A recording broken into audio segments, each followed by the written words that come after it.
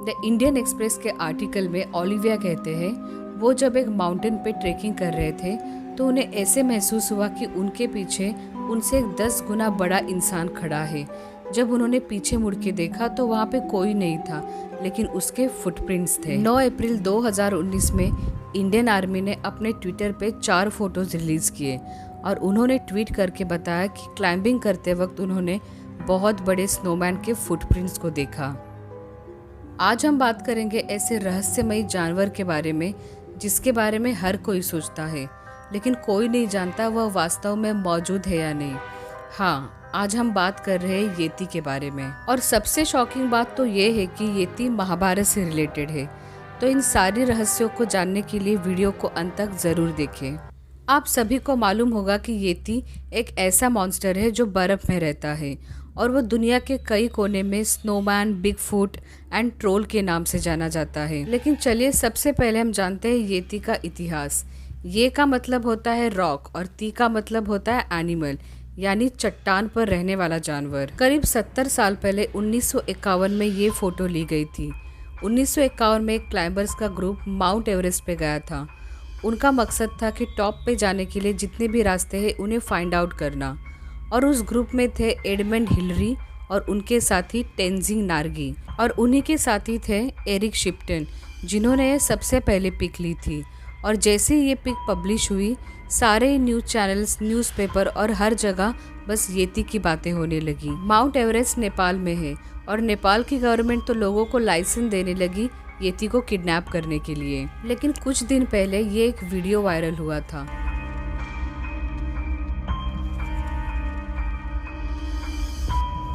आपको क्या लगता है येती की कहानी कितनी फेक और रियल है? मुझे कमेंट सेक्शन में ज़रूर बताइए। ये है इंडियन आर्मी के मेजर सुशांत सिंह। जब वो हिमालय के मकालू में थे तो उन्होंने कहा कि उन्होंने इतने बड़े फुटप्रिंट्स को देखा जो किसी इंसान के हो ही नहीं सकते।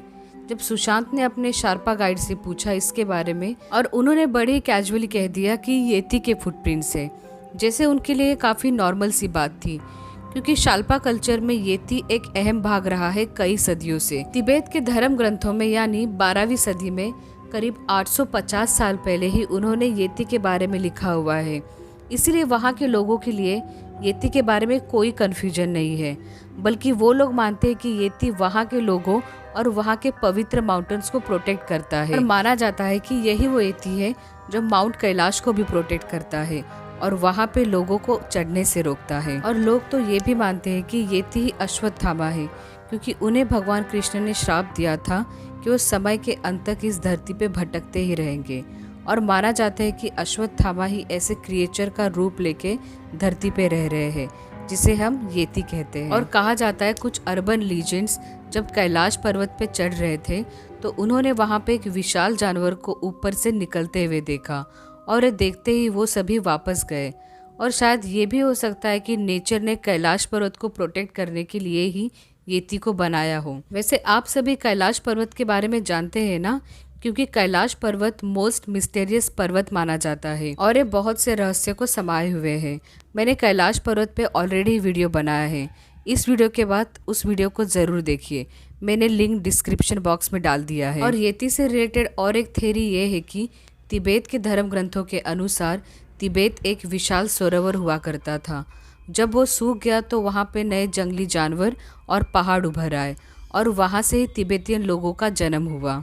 उस पहाड़ पे रहती थी सिन्मो, एक ऐसी प्राणी जो कि अवतार थी बुद्धिस्ट देवी ड्रोलमा की। ये प्राणी एक बंदर से मिली जो कि अवतार थे बुद्धिस्ट भगवान चेनरेजिक के। उन दोनों ने 6 बच्चों को पैदा किया और कहा जाता है कि उन 6 बच्चों के बाल भी थे और उनकी पूंछ भी थी। और इन 6 बच्चों से 6 ग्रुप बन गए और कुछ सालों में ये बंदर की तरह कम और इंसान की तरह ज़्यादा लगने लगे थे। और यहीं से आज के तिब्बतियन लोगों का जन्म हुआ था। और तिब्बतियन लोग मानते हैं कि 6 बच्चों में से 5 ग्रुप तो बदल गए थे, लेकिन एक प्रजाति वैसे ही रह गई और उसे ही कहा जाता है येती। तो दोस्तों आज के वीडियो में बस इतना ही।